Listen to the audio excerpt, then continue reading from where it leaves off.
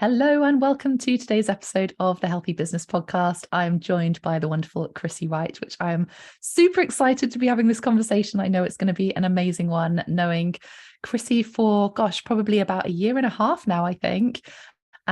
We connected in different ways, and she is just amazing with talking about habits, how we can break those, how we make them, really creating that path to freedom, and how we can reframe lots of things that have happened in our journeys, our experiences, to really help us live a happy and successful life and business in the way that we choose. So Chrissie, thank you for joining me today. You're so welcome, Sarah. Thank you for having me. Can't wait to see where this leads. Oh, I'm super excited. I know your backstory and we will delve into that a little bit more shortly, but I suppose with all of my guests, to where I start is asking the question, what a healthy business means to you. So I would love your take on this, especially knowing where you're coming from and the things that you talk about and help people with. Oh, it's funny actually, because even in the intro, you mentioned reframing and freedom and things like that. And it's like, that is exactly where I think a healthy business is. I think that you have to have an understanding of your values and live those core values. And I think doing it with your team as well, if you have a team, bring them into it. And my core values are freedom, health and community. And when you mentioned freedom, I was like, oh yeah, that's one for me. So I think living those core values congruently and totally open and honestly, because it leads to so many other things. So for the freedom element, it's freedom of, whether it's financial freedom, and that's your profits and setting goals and reaching them goals, but making them that they're effective, and they're not just short-term goals, they're long-term goals. And in the long-term goals, that's the amount of people that you can actually reach when you are doing your business. So for me, it's all the women and the teenage girls. It's me reaching out to them and getting them all in a place of, right, okay, we can help you and we can guide you do this. So therefore, that's the financial freedom. It's freedom for them to escape from their unhealthy habits. So there's a lot of things like that. And along with the community, it's accessing the community. And I think that's pretty much how I would look at as a healthy business. Mind, body and soul, I'm all about that. You can't have one without the other. So that's how I look at it. So many. That answers your answer. Yeah, so many already golden nuggets in there. I love it. Yeah. I think it's so important, isn't it? Those values that you talk about, they are individual to all of us. And those are almost some things that we can't change because they are inherent to who we are and the type of person that we are. And I think, you talked a lot about honesty and transparency. And I feel like especially in the social media world that we currently live in, there is a lot of smoke and mirrors, and there's a lot of people would say that they're being transparent, or they would say that they live with integrity, but actually the stuff that they're putting out there and then how you get to know them behind the scenes isn't necessarily there. And that integrity piece, that honesty, transparency is something that is so dear to me, and probably why we connected, because I think we have very similar values from that side. And I think that then transpires into the impact that you can create, and then the ripple effect that then goes on to. And I know that's something that is huge from your perspective of just, it's not about just helping one person. Yes, that's really important, but actually the knock-on effect of helping that one person, you're not just helping them, you're helping their friends, their families, and that is a huge ripple effect. But if we help, several people, then that ripple effect, like, it is literally changing lives, what you do. And that is what I absolutely love, and what I think is really important when we think about things from a business perspective, because most of us have come into business because they want to help people, they care about things, they want to create that impact.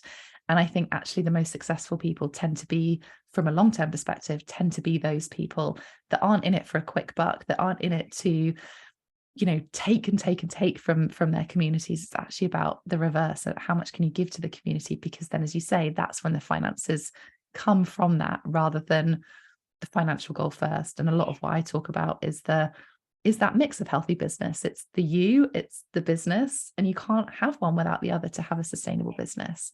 I think it's also important as well to see if when you're approached by a certain client, see if that client actually fits you and Yeah. your mold and your business. And again, it is about being honest and Yeah. thinking, well, actually, I'd love to work with you, but I don't think our energies fit. I don't think this is correct for you right now. Yeah. And guiding them, not just leaving them there, but guiding them into somebody, well, actually, I think you're more best fit for this Yeah. company. And again, that's the ripple effect of knowing and building that community on the online, in the online world. It's Yeah. like, okay, you're not right for me, or I'm not right for you. And it's being honest, open, and truthful. Yeah. Because you're going to gain more respect that way. The potential client's going to learn, actually, this woman speaks her values, Mm. and she's not just leaving me in the lurch. She's guideposting me to someone else who can potentially help Yeah. me with what I'm needing right now. And like you said, the smoke and mirror thing on social media, I'm all for vulnerability, sharing those vulnerabilities. And sometimes I get pulled up on it, and I just think, do you know what? Vulnerability is an absolute superhuman strength. I class it as one of my superpowers. It's like, okay, this is where I'm at right now, and whether or not that's emotionally, financially, physically, but also my backstory as well. I've massively openly shared about that, much to many people's dismay. But I just think, do you know what? This is me, and this is Mm. what makes Habit Breaker, and this is what makes the woman who runs Habit Breaker, and her truths and her values Yeah. are all encapsulated in that. And I think to find your people, your clients, they have to know where you've come from, where Mhm. you've been, where you intend on going, and fundamentally, can you help them, and can you see them for Yeah. who they are and what they are and where they need to be. And I think that is massive. So when you spoke of smoke and mirrors, I was like, hell yeah, Yeah. everybody knows my warts and all. And I just think it's an important aspect of my business, because it is such um it's a delicate, sensitive subject to Yeah. many. And It's it's that just, real authenticity piece, I think, isn't it? Of actually yeah, getting to know that real person. yeah. Let's delve into your backstory, because I know we've kind of talked a little bit about it, but tell me more, for those of people who don't know so much about you or haven't seen you on social media. Tell us how you got into Habit Breaker. Okay, so Habit Breaker was born in 2019, and it came from a place of listening to your gut instinct, listening to your intuition. And I would say I've always been quite intuitive as a child. Um, but as I was growing up as a teenager, certain things happened in my life, and I chose alcohol as a crutch to deal with that. So therefore, alcohol is a massive numbing agent. It numbs down all those emotions. It suppresses um, all those feels, and obviously intuitive, is that a word, or have I just made that up? Being intuitive is all about the feels, and listening to your body, listening to your mind, listening to your soul, and things like that. So I started to drink when I was 14, Sarah, and it led to a 3-decade relationship with alcohol, if not a bit more. So I drank. I've now been sober 3 years. It would have been 4. But I got a little bit cocky, thought I've got this under control, but I hadn't. I could see that cycle and that pattern of behaviours happening again. So developing a drinking habit and a relationship with alcohol at 14, which is so incredibly young, meant I couldn't establish healthy relationships in a lot of other areas in my life, whether that's relationships with money, relationships with partners, love interests, things like that. My children, my family, every aspect was compromised because of alcohol. And it was this intuitive meeting that I had feeling that I had in 2019. And I was literally, oh my gosh, I need to be somewhere else. And at that moment in time, that period of time, I was in a very, very toxic relationship beyond belief, narcissism at its highest. So I was really quite weak in mind. Um, and I ended up driving, and I was driving over a motorway bridge, and and I've got to do this to figure out which is my left and right. To the right of me, I had a gent, and I thought, well, he looks a little bit peculiar. Each to their own, drove on. And I had the biggest bellowing turn back, literally in my head, turn back. And it was that loud, I could not have ignored it. I had to.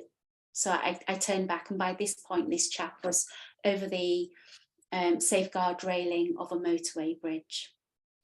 And it was at that point where I actually didn't think about what I was doing, grabbed him, pulled him over the right way, fortunately, and we sat cradling for about 25 minutes until emergency services came.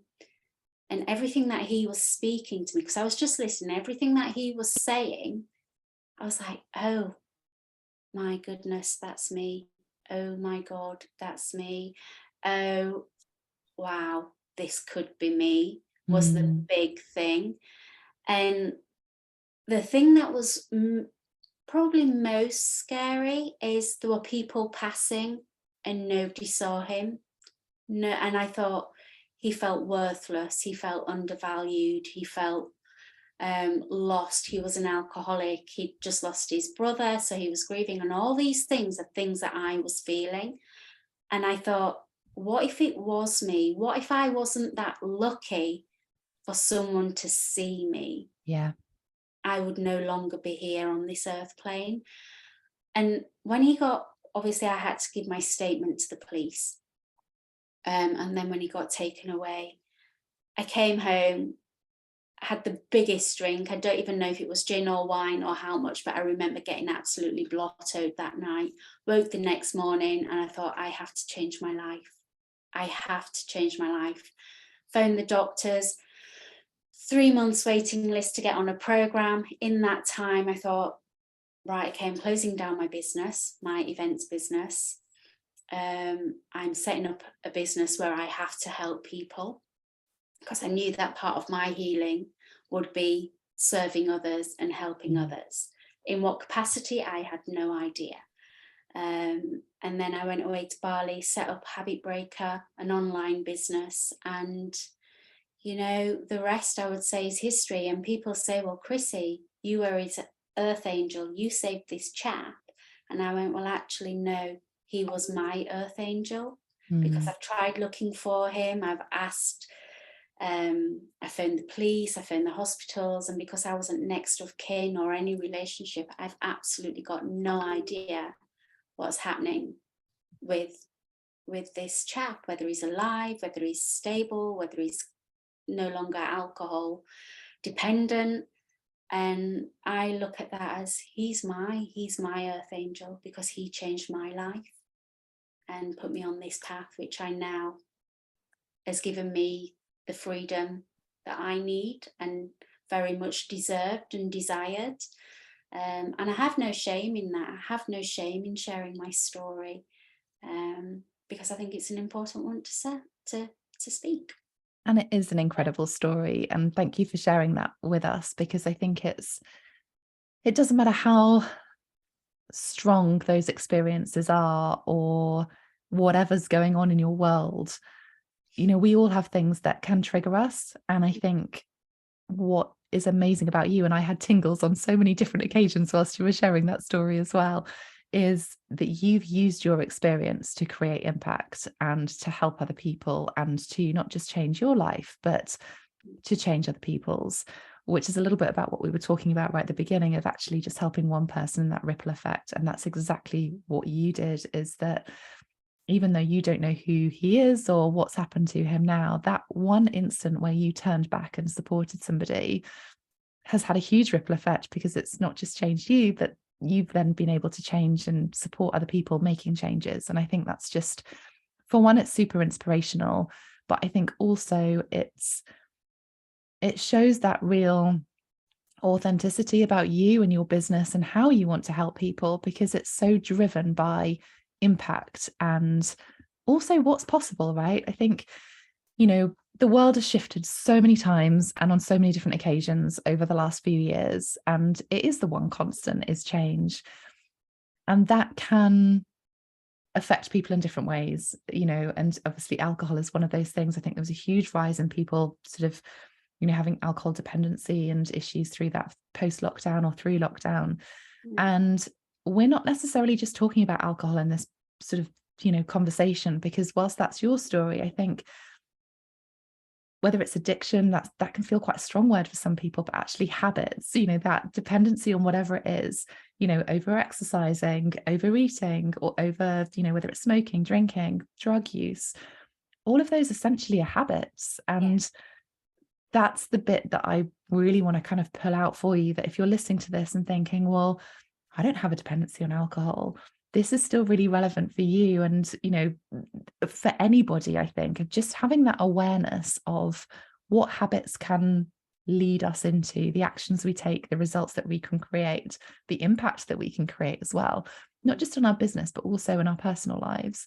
And that's really for you, I think, where the change is just amazing, in the sense of habit breaker it's not just about the alcohol side of things. It's not just about, being in midlife. It's wherever we are and whatever we're doing, like from 14 all the way through to where you are now. And you've been able to shift that is also a really important part of the story, that actually it's never too late. It's that decision point, whatever that decision is, to then be able to make those changes and create that action. I think it's also important as well, Sarah, to highlight, a lot of habits are born out of what we witness as we're growing up and things like that. So again, I've not only done that for myself, stopped myself drinking, I've also cut that generational cord. In so many other ways as well. And I think that's the importance of, you might look at what habit you have and think, well, I've always done that. And actually, my dad always did that, or my granddad or my grandma always did that. Even though you could see, looking back, it's not necessarily a healthy process, but yet you followed suit, because again, that's your community, that's your connection, and it is all about, okay, let's strip that back and let's really look at it. What habit is it that that's not serving you in a positive light? We all have something, and like you said, it doesn't have to be as drastic as, okay, I'm drinking more than the recommended 14 units per week, of alcohol. Is that considered a lot? That these are the questions that you need to ask. And I'm not doing 3 hours at the gym on a morning and then doing 3 hours on a night. Is that considered a lot? It's about finding what works for you, finding that fine balance. And again, when you actually are trying to break a habit, the best thing that you can do to make that win of keeping that habit broken is formulating a healthier habit, a more positive habit. So, and it's like habit breaker, habit maker. You have to do something. You can't just go cold turkey and go, right, okay, I'm just not going to go to the gym, or I'm just not going to eat cake, or I'm not going to have that bottle of wine on a night, because the chances are you're going to slip up along the way. And it's owning those slip ups as well. It's owning that, okay, I'm not going to beat myself up over it, because what's that going to cause? That's just going to cause more anxiety, more stress, more grief, more, oh my gosh, I'm not worthy. And you have all these negative labels that you start piling on yourself. Whereas if you find something that you actually like doing, or maybe did before these habits became a massive piece of your world, I often with my clients, I always say, right, before you became a mum, before you became that CEO, before you became that business owner, before you became the wife, what is it that you actually did that brought you joy? Because that is my big thing, is joy. To find your joy, I think you're very, very lucky, because I've spoken to women and I've gone, okay, what makes you happy? And you'll be surprised how many women can't answer Mhm. that question, because their happy has been taken out of the equation, because they have become the mum, they have become the business owner, they have become the caregiver, the wife, and everybody else's feelings and everybody else's needs are met before their own. Mhm. And this is a fundamental thing that I find in why we grasp onto the mummy needs a drink culture, or is it 5 o'clock yet, or all these other certain phrases. And I'm not saying everybody, please, I'm not just tarring everybody with this, but a huge percentage of women and men, let's not keep them out of the equation. It's just fundamentally that I work with women. They have all these labels attached to them, that they find it hard to find what brings them joy and what they could incorporate as a new healthy habit. And I think that's something that needs to be addressed. Okay, it's important to have boundaries. Yeah. And again, that's something that we teach within the system. It's okay, boundary setting. It's not selfish. It's not selfish, because when you do create these boundaries, you're going to create a healthier, happier lifestyle for your family, for your children, for your business. And again, it's going back to the very first question, Chrissie, what do you see as a healthy business? It's going to create those foundations for you to create a healthier, happier lifestyle and work balance as well. Yeah, absolutely. And I think it all comes, I mean, just touching on that work balance piece, because I'm a big believer in, actually, it's not life or work, it is all life. And that work balance, that supports the life that you want to create. So many people are focusing so much on the results of their business that, as you say, they forget who they are, or they've got all these labels that they're trying to juggle these balls for, that they've lost that element of joy, or forgotten what that looks like, or actually feel guilty for even exploring that. And business should be fun. You've chosen to be in this business world, and it's not an easy route. It has a level of uncertainty, it has a level of unpredictability. So the one thing we should be able to do is to have joy as that root center.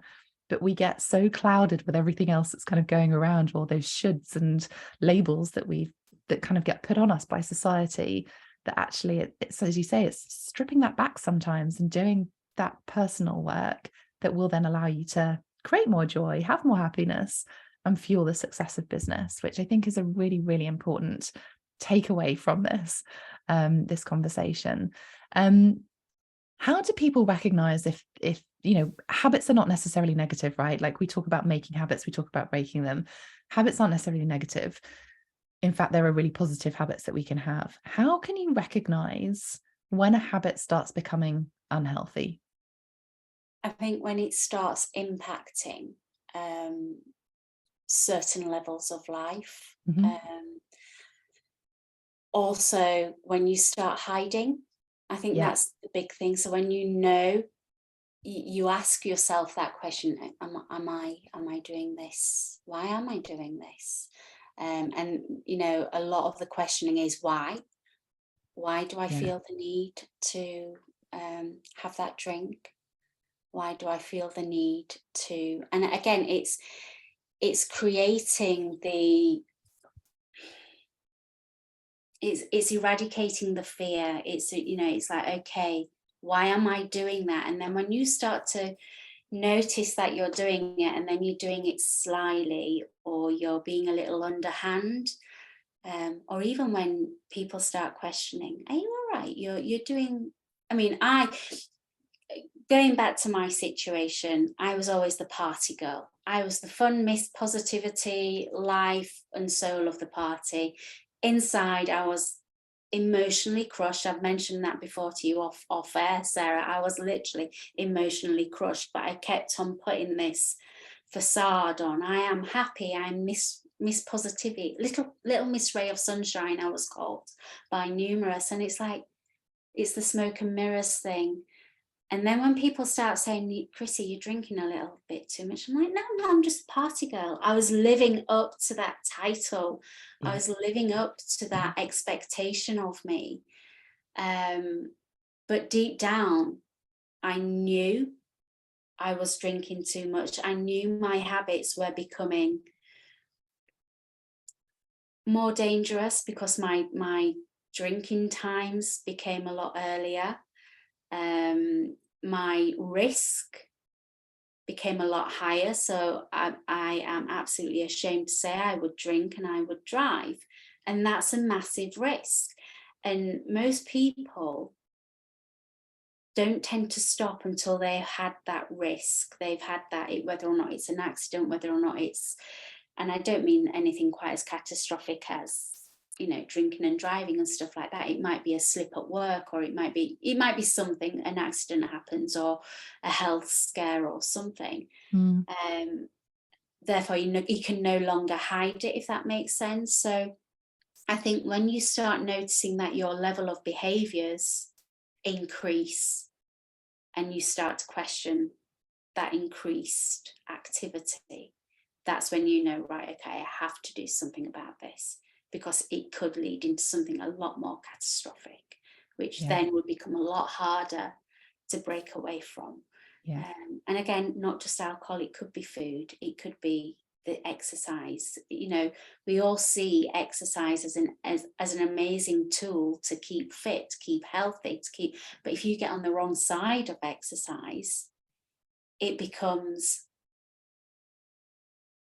can become what's the word I'm trying to look for? It can become dangerous, let's say.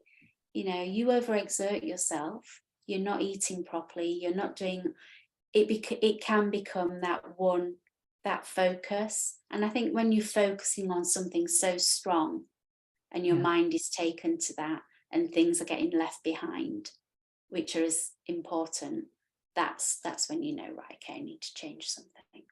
Yeah, it's that awareness, I guess, isn't it? That it's just not necessarily the mirror reflection put up at you, but almost that awareness of, this is causing an impact on something else that I want to be doing, or that I'm not doing, or whatever that looks like. Even the procrastination side of things, that's a habit. You can get into the habit of, oh, I'll do it later, but behind that habit, behind that procrastination might be fear. What's the fear behind you not doing it? You know, and it is about reframing. Okay, what if I did do it? We all know that. Is it Glenda the Good Witch from Wizard of Oz? You know, what if you fly, my dear, or whatever. I can't remember what it is off the top of my head. You know, what if you actually fly? What if you actually succeed? And you know, habits. We get up every morning. The first thing we do, or most people do, is right, okay, go brush my teeth. That's a habit. That's something that was instilled in us from being a toddler. You know, and we don't bat an eyelid about that. There's some very good positive habits. And I think, you know, to maintain a healthier habit is about, right, looking and addressing who you are as a person and what person you want to be, and how you want to conduct yourself and hold yourself and aspire, you know, your children, your people around you. And fundamentally, it's about, okay, what's going to make me a better person, and how can I achieve that? Well, if I need to achieve that, I need to implement boundaries. I need to implement some form of system. I need to implement that habit, because that's going to make me better.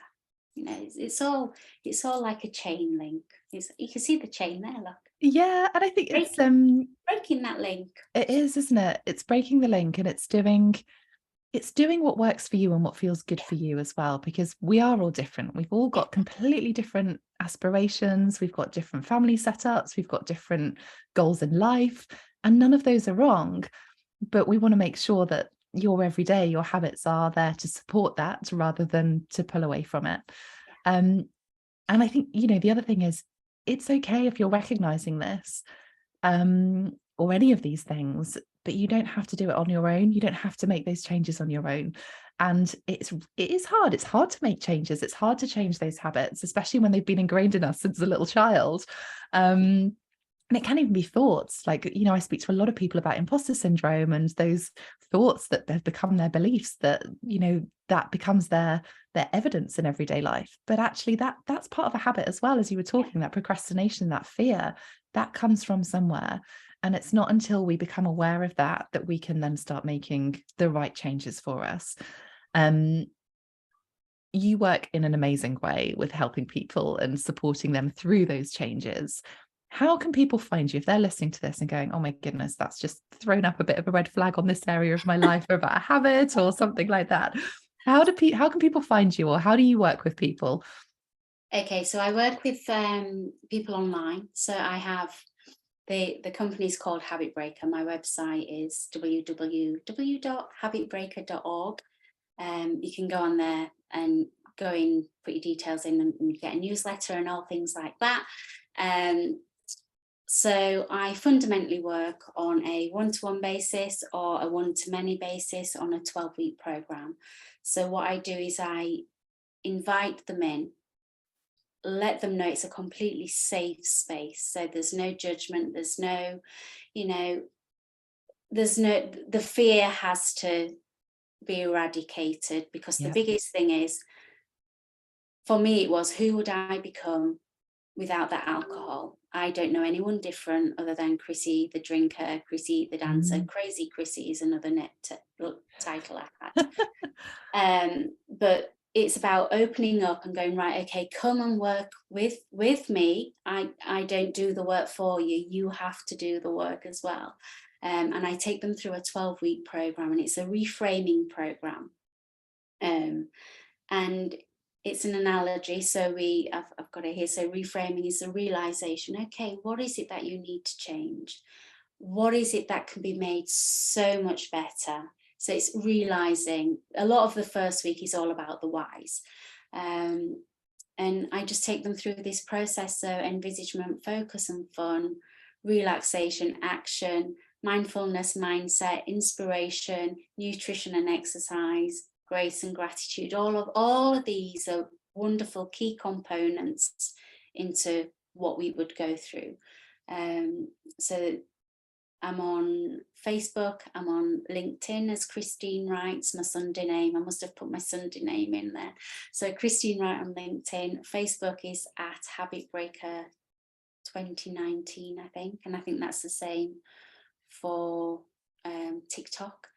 And my Habit Breaker, at My Habit Breaker, is Instagram. So I'm on all the socials.